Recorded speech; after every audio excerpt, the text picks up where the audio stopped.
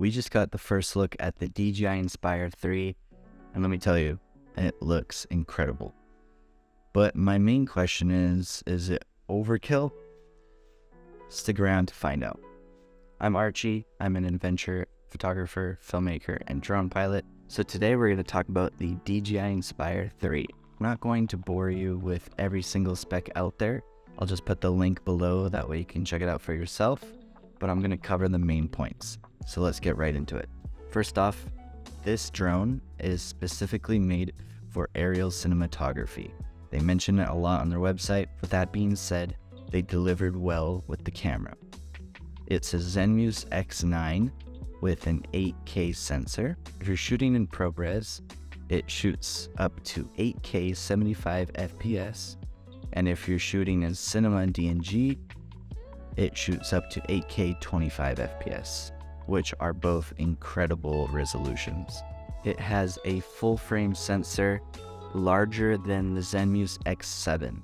The Zenmuse X7 had a Super 35 sensor, which is actually what I'm filming on right now with the Blackmagic 6K. So the Inspire 3 will have the X9 with a full frame sensor. So it's quite a bit larger than the Super 35. It also records up to 4K at 120 FPS, which is amazing for extremely slow motion shots. If you're flying a drone up high, you probably wouldn't use it, but this would be awesome for closer up car shoots like what they're showing on the website, boats, people running, kind of those more action-y type shots. Another great thing about the Inspire 3 is that it has a built-in 1TB SSD, which is great for capturing large amounts of footage. This is similar to the DJI Mavic 3 Cine that they just came out with, that has an internal 1TB SSD built in. I think they're probably going to start moving towards that direction for future drones, which I think is a great move.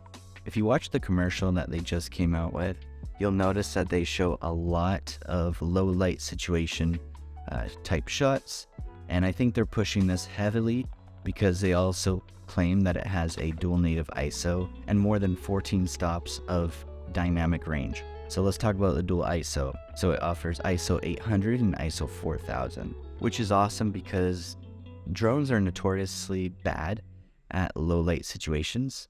And since this is kind of a cinema drone, I guess it makes sense that they would want to include some low light capabilities. If you watch the video that they came out with, and I'll put some shots while I'm talking, the low light capabilities of this camera look pretty dang good. So I'm pretty excited about that. They're also launching a new controller with the Inspire 3, the DJI RC Plus. Now this controller has a built-in 7-inch monitor, and from the looks of it, it looks pretty intense. Obviously, when you're using a cinema drone, you want something high quality that isn't going to crap out on you. And this controller looks like it's built pretty heavy duty so that you can get the shots that you need on a high-level Hollywood shoot without, your phone disconnecting or your iPad disconnecting. And I'm wondering if they're gonna offer this DJI RC Plus for other drones. I guess we'll see. Another thing with cinema drones is that usually there's a pilot and there's a gimbal controller or a, camera operator. So for this drone, obviously, they are marketing towards bigger Hollywood shoots or commercial projects. He came out with independent links for dual control is what they say. Basically, it means that the pilot can control the drone and the camera operator can control the gimbal or the camera, and it's completely separate. Now, if you're a solo drone pilot and you don't have a camera operator, they also have a few modes for that. They have a follow mode and a free mode. Basically, they give you the ability to track a subject with the gimbal, and then while you're tracking it, you can focus on flying the drone. That way you can get the shots that you need without a separate camera operator. So there's a ton of other features and specs, and I could go all day about it, but I kind of wanted to give a general overview, so that's not really the point of this video. So if you want to check out more and to see the exact specs, I'll link it in the bio so that you can check it out. So who is this drone really made for? Deep down, when I'm flying my Mavic 3 and I see a guy with an Inspire 3, yeah, I'm gonna be jealous. Are they overcompensating? Probably. No, deep down, I wish the target audience was myself, but truthfully, it just isn't. This drone is made for filmmakers. As simple as that, right? It's made for production companies that focus on drone and aerial cinematography. It's made for filmmakers, rental houses that rent out drones and cameras to filmmakers. If you're getting paid a lot of money to make commercials or films, then this is probably the product for you. It also comes in really handy if you have a separate camera operator. That way you can kind of maneuver more difficult drone shots, such as following cars, boats, people. A lot of the Hollywood action shots that you see in those movies, I would say that those would require an Inspire 3 drone, and then you would probably want to bring a separate camera operator to help you fly that drone. So if you're like myself, you like to go explore the outdoors, travel, and kind of do it on your own, then this might not be the drone for you. I personally want it, but I'm not sure if I would use it as much as a Mavic 3, for example.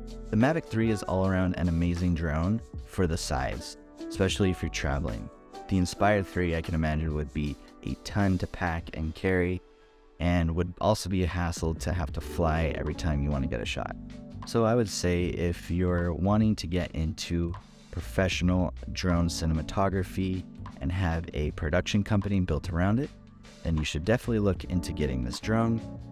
If I had the money right now, I would probably buy one, but unfortunately I don't have this much cash. And before I tell you the price, I want to know from you guys if you think it's worth it. It comes in at $16,500.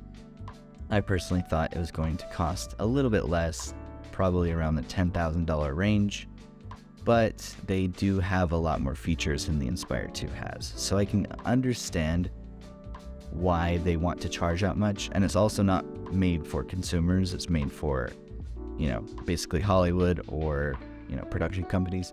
So I can understand why it costs that much.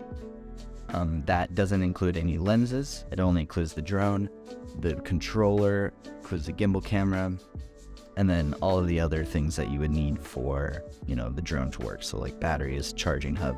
It even comes with a case, which is really nice. A lot of other things that it comes with, but basically that's the general overview. You can form your own opinion based on what I talked about and what you read online. This is my opinion. I want it. I'm not sure what I would use it for, though. That's the thing. I think it sounds fun to take it to Iceland and get some sick cinematic shots for my YouTube videos. But currently, I don't run a huge production company. I'm kind of building a production company right now, but my production company isn't at the point where I would need this drone. I'm not getting huge paid clients. So personally, I don't think it would be a great investment for me. For the drone itself, it's incredible quality. It's cheaper than an Alta X would be, for example, and it's a lot better than the Inspire 2 is. And so I think if you're interested in it, you should definitely look at buying it. Just maybe have a plan of where you're going to use it and how you're going to use it before you buy it. Just of how big and intense it could be to fly it, it probably requires a lot of preparation and planning. Overall, I'm extremely impressed with the DJI yet again. Coming out, it'll probably have bugs, and that's normal for anything that's, coming out. And they probably won't come out with another one for a few years. So if you're stuck between the Inspire 2 and the Inspire 3, if you got the Inspire 3, there wouldn't be any issue with a new drone coming out right afterwards. Now, because of the Inspire 3 coming out, you can probably look for an Inspire 2 for a lot cheaper. I believe that a lot of drone pilots will probably be selling their Inspire 2 to get this new edition, so you could probably get a used Inspire 2 for a pretty good price, and the quality is still pretty amazing. Overall, I was waiting for Inspire 3 to come out, and I'm excited that it did, and I hope that in the future I'll be able to rent it and make a video for you guys. I'm not going to just drop 16 grand on it and make a video and then sell it or keep it. I'm also not big enough yet to have them send one to me. DJI, if you're listening, maybe in the future we can talk. All I can do now is wish I had it, stare at the screen all day. All I can do is watch other drone pilots on YouTube using it, enjoying it, getting incredible footage with it. If you found this video helpful, please go ahead and like the video and then go ahead and subscribe. That also helps the channel a ton.